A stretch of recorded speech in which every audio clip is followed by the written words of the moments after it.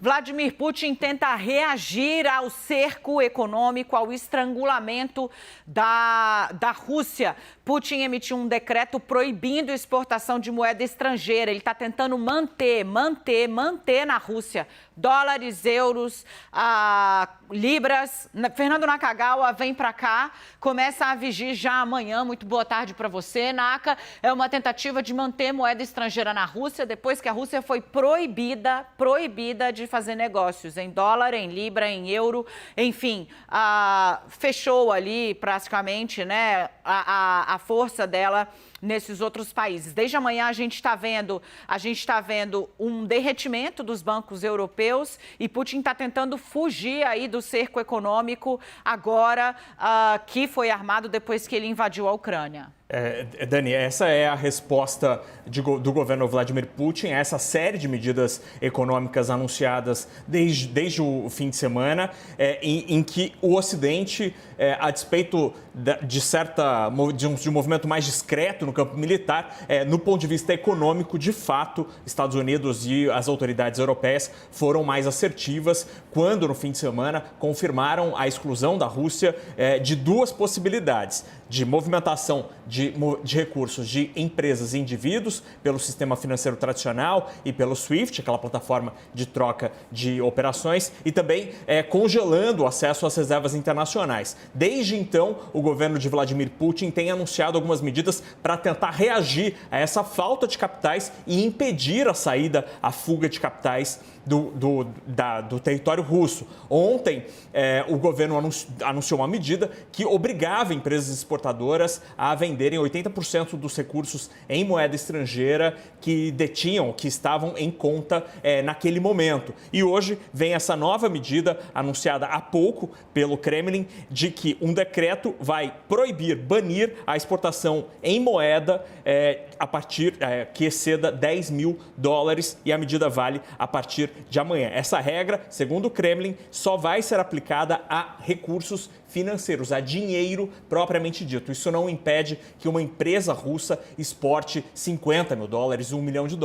A restrição diz respeito apenas à movimentação de recursos, de capitais. É uma medida dura que restringe absolutamente a movimentação.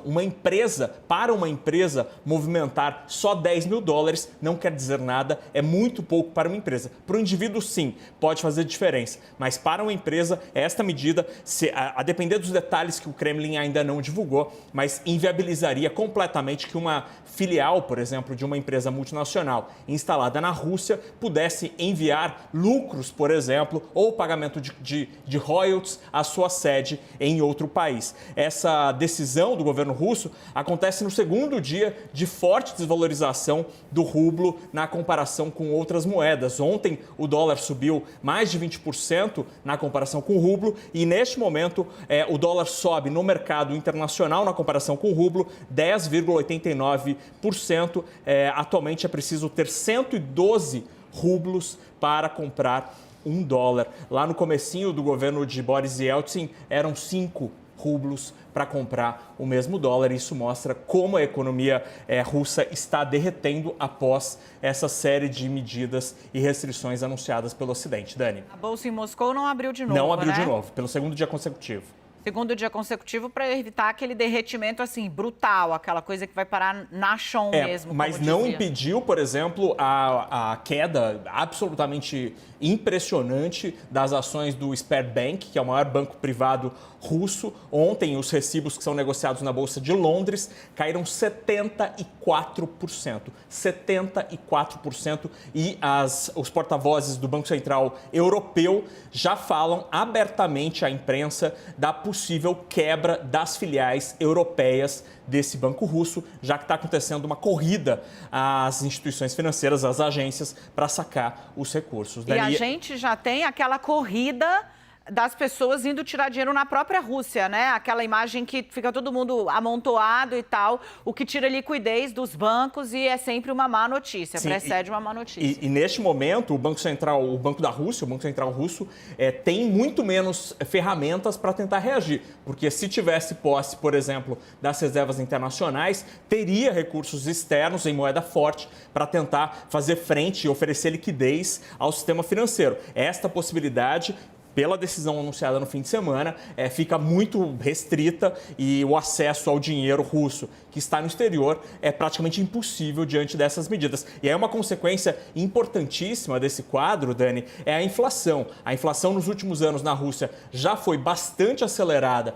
pelos mesmos problemas que o mundo todo sentiu com a pandemia e essa desvalorização, nesses termos que a gente viu ontem e hoje, devem gerar uma grande onda inflacionária no país e os economistas acreditam que só vai ser comparado ao que a gente viu lá na década de 90, na crise russa, quando também houve uma grande desvalorização do rublo, algo parecido e que acabou culminando na saída de Boris Yeltsin e, como muito bem lembrou o Lorival, a chegada de Vladimir Putin. Olha, se você chegou agora, é isso. Putin está fazendo o que pode para segurar dólar, libra, euro dentro do país, já que ele está proibido de fazer negócios com essas moedas. Putin tenta segurar, então, acima de 10 mil, você não pode emitir moeda estrangeira para fora do país, tem que ficar na Rússia, e isso significa que ele está tentando manter aí dólares, euros, libras, etc., porque ele está proibido de negociar em moedas estrangeiras. Então, tenta ali, de alguma forma, reverter esse garrote econômico que está tomando.